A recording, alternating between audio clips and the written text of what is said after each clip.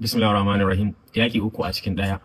A yau 7 ga watan 7, Netanyahu ya kama hanya tun cikin dare ya nufi ƙasar Amurka domin ganawa da shugaban ƙasar can Trump da kuma ganawa da 'yan majalisa domin haƙaƙar da wani mummunan manufa wadda za ta iya zama babban rukushi ga gabaki ɗayan humanity a wannan ƙarni na 21, ko kuma ya zamo ramin da su masu gina ma duniya sharri za su fada kamar yadda muke fata. Da yake sun cika zaɓin ranaku wurin gabatar da miyagun manufofi, a yau sun zaɓi 7 ga watan 7 domin su ƙaddamar da abin da suke ganin cewa idan ba su yi a yanzu ba to yaushe. Suna ikirarin cewa wai if not now then when, in ba mu yi a yanzu ba yaushe za mu yi. Me ya karfafe shi? Akwai abubuwa da suka faru da yawa da suka karfafi tafiyar Netanyahu kafin ya tafi. Amma bari mu fara da jawabin da ya yi shekaran jiya kafin ya wuce. A cikin jawabin da ya yi shekaran jiya ya yi declaring abubuwa guda 4 masu muhimmanci a siyasar Middle East, masu muhimmanci a manufar kafa Greater Israel, masu muhimmanci ga a mustawar siyasar duniya. Na ɗaya, ya faɗi cewa sun tarwatsa Hamas ko kuma za su tarwatsa Hamas, which means duk wata siyasa yanzu da yake kokarin gani ya haƙaƙar ba za ta haƙaƙo ba idan ba ya tarwatsa Hamas ba. Na biyu, ya faɗi cewa Isra'ila yanzu ita ce rising power. Kamar yadda muka ta ambata, ya fito ƙarar ya faɗa cewa Isra'ila ita ce yanzu rising power a cikin duniya. Akwai declining power wanda bai faɗi wa yake nufi, wasu za su ɗauka da Iran yake, amma kai tsaye da Turai yake. Akwai declining power, yanzu Isra'ila ita ce rising power.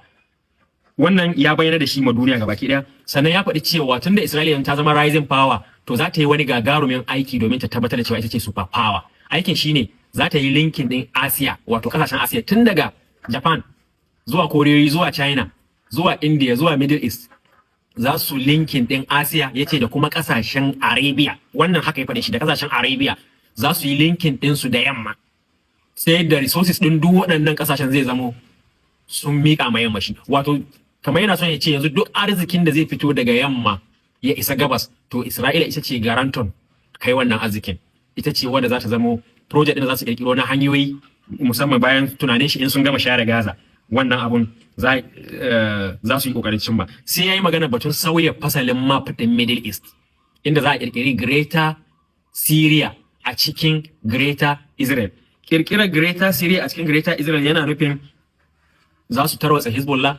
Shi yasa yanzu kasar Lebanon ta matsa lamba sai Hezbollah sun mika makamansu a hannun gwamnati. Mika makaman Hezbollah a hannun gwamnati yana nufin tarwatsa Hezbollah. Alhamdulillah, jiya Sheikh Asim Na'im, shugaban Hezbollah, ya yi bayanin cewa ba za su mika makamai ba, kuma idan akwai wanda ya isa ya anshi makamansu to ga fili ga mai doki. Waɗannan abubuwan sun faru ne saboda Netanyahu ya samu wani ƙarfi bayan da ya samu rukushi a yakin da ya yi na kwana 12 a Iran. Akwai wani ƙarfi da ya samu bayan da aka yi tsagaita wuta. Ƙarfin shine a Amurka, BBB, wato Beautiful Big Deal ɗin da muka yi magana, wanda shi ya kawo faɗa tsakanin Trump da Elon Musk. 'Yan majalisar Amurka sun yi passing bill ɗin shekaran jiya. Passing bill ɗin daidai yake da ɗaukar jagorancin tsaron duniya da miƙa ma kamfanin Palantir. Kamfanin Palantir kuma, kamar yadda muka ambata a baya, kamfani ne na Yahudawa, na Sahiyunawa. To yanzu ya samu kuɗin da zai yi aikin babban project ɗin da za a tarwatsa duniya a cikinsu. Daga ciki akwai tarwatsa Amurka ɗin ita karan kanta ta hanyar kirkirar ICE, waɗannan internal police ɗin da ake son a kirkira a Amurka, waɗanda su za a ba su ƙarfi fiye da kowane internal security da ke Amurka, wai domin su tsare boda, domin su yi deporting ɗin 'yan hijira. Alhali ba shi bane, ana son a kirkiri camp ne na slavery irin wanda suka yi a lokacin da suka kama New World. Me ya ƙara ba Netanyahu wannan ƙarfin? Shine samun iko da power ɗin da Stephen Miller ya yi. Waye Stephen Miller? Stephen Miller a zahiri shine mataimakin shugaban fadar Amurka a yanzu, kuma shine sakataren tsaron cikin gida na Amurka, wato office biyu aka ba Stephen Miller. Stephen Miller wani bakin Bayahude ne wanda a zahiri Trump ke mulki, a baɗini amma shi ke da power.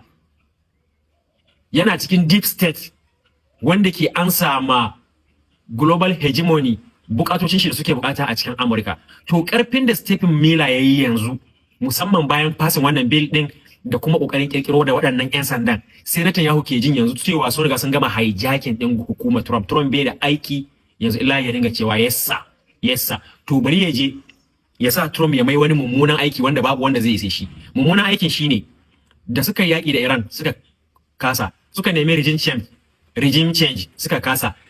To akwai plan na gaba kamar yadda aka yi bayani a cikin wancan bidiyo, shine tarwatsa Iran da kutso mai Iran ta hanyar kirkirar militias ta bangarorin bodojin Iran. To ba su da tabbacin wannan abun zai yiwu. To shine babban aikin su na gaba shine su yi amfani da nuclear weapons a Iran. To Isra'ila a mustawa da take a yanzu na duniya da kowa ke kinta, kowa ke tsanarta, musamman a yamma, yanzu samari banda tsanar Isra'ila babu abin da suke yi, da kuma cin zaben da Mamdani yayi na primary a New York, da kuma kirkirar jam'iyyar da Elon Musk yayi wanda take za ta tattara Amurka wanda ke gaba da siyasar Amurka a waje, da kuma abubuwan da ke faruwa a inda hatama da mawaka a yamma sun dawo suna death to the IDF. To wannan ya sa Isra'ila ne ke ganin in ta yi amfani da nukiliya akan Iran, to al'ummun duniya za su haɗu su tarwatsa ta. To kuma sai sun yi amfani da nukiliya su a nasu mahangar kafin su iya gamawa da Iran domin shimfiɗa abin da suke son su shimfiɗa a Middle East da cimma abin da suke son su cimma a siyasar duniya. Shine yanzu Netanyahu ya yi tafiya. A zahiri kamar ya je tafiya diplomasiya, a baɗini ya je ne ya iya kitsa yadda za a iya tunzura hukumar Amurka kuma a iya ba su umarni akan cewa su sake kai ma Iran hari, kuma su kai ma Iran harin nukiliya saboda shi kadai ne zai iya tarwatsa Iran. Wannan shine babban manufar da ta kai Netanyahu. Kai ma Iran harin nukiliya da Amurka za ta yi kamar tsunduma ne ga baki daya da declaring cewa yakin duniya ya zo, saboda dama yakin duniya yaki ne da za a yi na yakin nukiliya kai tsaye. Waɗannan guntayen yakokin da ke faruwa duka muƙaddima ne na wannan yakin. To da yake baya iya yi shine ya je ya zugo Amurka akan su zo su yi ma Iran. Wato abu nan muke son mu haƙaƙar a wannan tafiya shine batun kai ma Iran hari kusan sun riga sun yanke, sun riga sun gama. Shine yanzu ya je ya zuga yaran shi a matsayin shi shine sarkin duniya mai empire cewa su kai ma Iran hari. Wannan makircin da suke shiryawa na tarwatsa Iran, wanda tarwatsa ta zai jawo yakin duniya na uku, ba zai yi nasara ba, saboda ita ma Iran alhamdulillah bayan taimakon da muke da garanti za su samu daga Allah, saboda gaskiya suka tsaya ma, kuma Allah ya alƙawarin zai tsaya ma wanda ya tsaya ma gaskiya. Strategy din da suka kirkira a cikin gida guda uku ya ba su, yana nuna garantin duk wani wanda zai yaki Iran to shi zai rukushi ba ita za ta rukushi ba. Na daya shine national unity da suka samu wanda ba ta samun irin shi ba.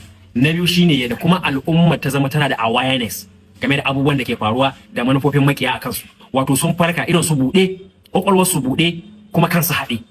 Na uku sai suka yi amfani da ƙarfin technology da ƙarfin soja da ƙarfin kwakwalwa na ideology wajen kai ma makiyansu hari tun kafin makiyansu zo musu. Wato a psychological warfare Iran ta wuce su, a military warfare ba su da nasara akan Iran.